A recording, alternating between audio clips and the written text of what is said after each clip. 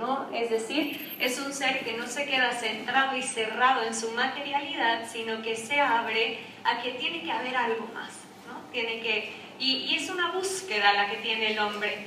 Y esa búsqueda tenemos que tener la libertad de poder buscar y de poder creer en aquello que hemos encontrado como más verdadero, más auténtico, más cierto, lo que colma nuestras ansias de búsqueda.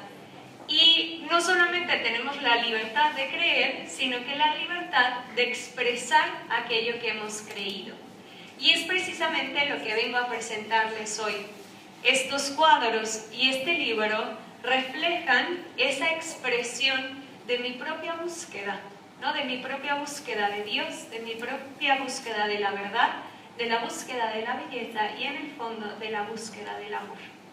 Entonces voy a cambiar un poco la dinámica y en lugar de presentarles el libro con sus capítulos y con su contenido, les voy a hablar más bien partiendo de preguntas existenciales de cómo pinté yo cada uno de los cuadros y les voy a compartir un poquito de esa búsqueda y de esas respuestas que he encontrado yo.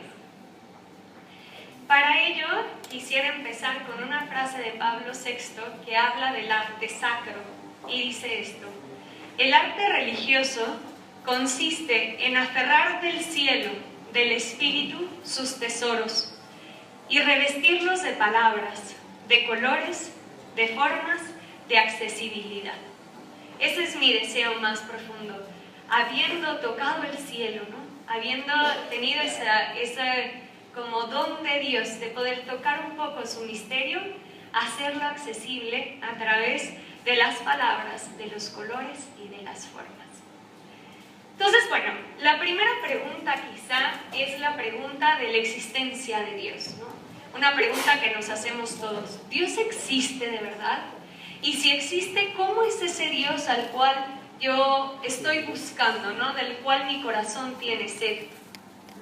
Y en esa búsqueda yo crecí en una familia religiosa, por lo que no me cuestioné mucho sobre la existencia de Dios.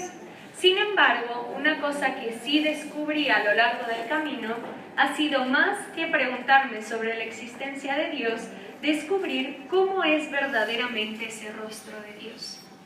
Yo tenía una religiosidad un poco más centrada en el cumplir, ¿no? Creía que si yo era buena, si cumplía los mandamientos, si era una persona virtuosa, si hacía el bien, yo, de un modo o de otro, merecía el amor de Dios, ¿no?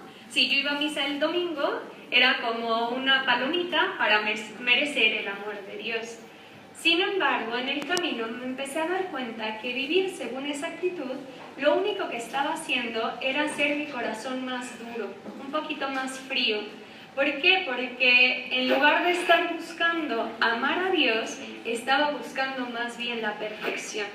Y cuando yo me equivocaba, o tenía un error o no cumplía con aquello que creía que era lo que Dios me estaba pidiendo, me daba cuenta que era un dolor muy grande, porque me parecía que yo había perdido ese amor de Dios. Sin embargo, tuve una experiencia muy profunda de la misericordia de Dios. Y me di cuenta de que Dios es un padre y que la relación que Dios quiere tener conmigo es la de un padre con un hijo. Y un padre no pretende de su hijo la perfección, o no pretende de su hijo ni siquiera que le responda con el mismo modo de amar, sino que un padre lo que quiere de un hijo es que abra su corazón para acoger el amor que el padre le ofrece. Yo creo que el dolor más grande de un padre de familia es la indiferencia de sus hijos. Un hijo que voltea a ver a su padre y le dice: yo a ti no te necesito. Tú te quieres volcar a mí, pero yo ya soy perfecta, yo ya cumplo con todo lo que me pides, yo ya merezco tu amor. Y Dios nos voltea a ver y nos dice: fíjate que ese no es el camino. El camino es de ser hijos conmigo, que yo soy tu Padre. Y eso lo aprendemos en la persona de Jesucristo. Jesucristo, al hacerse hombre, se vació de sí mismo, se hizo nada, se hizo pobre, se vació de su dignidad de Dios para enseñarnos que el hecho de que nosotros seamos pequeños, seamos pobres y seamos vacíos de nosotros mismos es el camino para ser verdaderamente hijos, dependientes de Dios que es Padre. Y el cuadro que lo refleja es este. Es un cuadro que tiene una persona vestida de azul. Yo usé un poco de la iconografía bizantina en estos cuadros. Ok, muy bien, yo sé que Dios es bueno, que Dios es mi Padre, que es misericordioso, pero ¿cómo lo encuentro, no? ¿Cómo habla Dios? ¿En dónde encuentro su voz? ¿En dónde encuentro su mensaje? Y entonces yo descubrí en las Sagradas Escrituras la voz del Dios que habla, ¿no? Sin embargo, me di cuenta de que las Sagradas Escrituras no me hablaban tanto a la inteligencia, ¿no? No es un libro de comprensión, no es un libro de texto, sino que más bien, cuando yo veía el mensaje de Dios que estaba escrito en su palabra, por ejemplo, en un momento de dificultad o de angustia, y leía esta frase, ¿no? Venid a mí todos los que están cansados y agobiados. Y entonces esa palabra de Dios no me hablaba mi inteligencia, no me enriquecía a nivel intelectual, sino que más bien tocaba mi corazón, porque yo necesitaba escuchar a ese Dios que me dice, ven a mí si estás cansado y agobiado. Entonces me di cuenta de que la palabra de Dios no solamente habla, sino que es una frase que a mí me gusta decirla mucho. Dios cuando habla en su palabra, ama. Se da a sí mismo, nos ama, nos llega al corazón. Y entonces los oídos que yo aprendí a tener abiertos no eran tanto los de la inteligencia, sino abrir los oídos del corazón. Y abriendo los oídos del corazón, acoger al Dios que se me da en su palabra.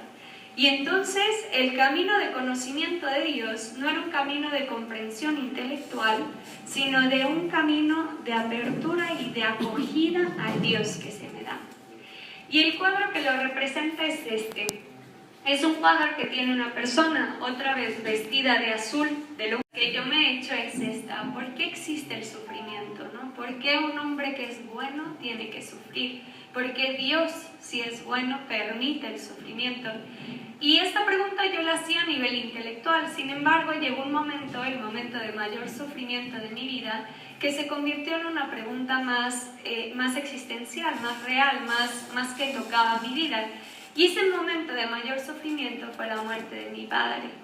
Cuando mi padre murió, pues evidentemente ya no te preguntas por qué existe el sufrimiento en general, sino que te preguntas por qué, ¿no? ¿Por qué tuvo que morir mi padre tan joven? ¿Por qué tuvo que morir de esa manera? ¿Por qué yo tengo que vivir sin su presencia, no?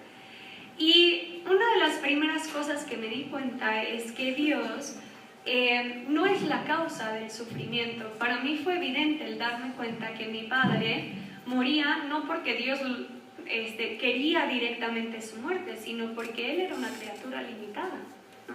Y entonces entendí que la causa del sufrimiento no estaba en Dios, sino que estaba en el hecho de que él y yo somos criaturas pequeñas y limitadas, y que el sufrimiento moral, ¿no? Quizá el sufrimiento del pecado que es causado por el pecado, pues tampoco estaba en Dios, sino que estaba en la libertad del hombre que optaba por el pecado.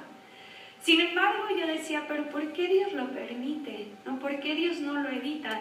Y en esa búsqueda me di cuenta de que Dios es el único que en su omnipotencia es capaz de convertir del mayor mal, en el caso de mi vida, ese era el dolor más grande, lo podía convertir en un bien. Y entonces me di cuenta que había bienes, me di cuenta que Dios había sido muy misericordioso con mi padre. Mi padre tenía una enfermedad que a la larga le iba a causar muchos dolores, ¿no? Entonces Dios se lo llevó en un momento en donde él no estaba sufriendo. Y también me di cuenta que él se estaba preparando, tenía en su corazón un deseo de algo más, como que no estaba saciado su corazón. Y ya estaba preparado para decir, ¿qué es ese algo más que me hace falta? Es Dios mismo. Y después en mi misma persona, yo me di cuenta que Dios me concedió el don más grande que he recibido en toda mi vida a raíz de ese sufrimiento, que fue el don de su paternidad. Porque cuando mi padre faltó, él fue un gran reflejo del amor de Dios Padre. Y él, al faltar, Dios me hizo ver que ese deseo y esa sed de la paternidad que yo tenía en el corazón era más bien la sed de un padre que perfectamente me podía ofrecer aquello que en reflejo me ofreció mi papá. Y al final descubrí que el sufrimiento incluso tenía hasta un sentido, ¿no? Encontré en Cristo, en la cruz, que asumía todos nuestros dolores y nuestros sufrimientos, un acto redentor, y que el ofrecimiento de mi propio sufrimiento unido al de Cristo era redentor, ¿no? Traía gracias para los demás. Y el cuadro que lo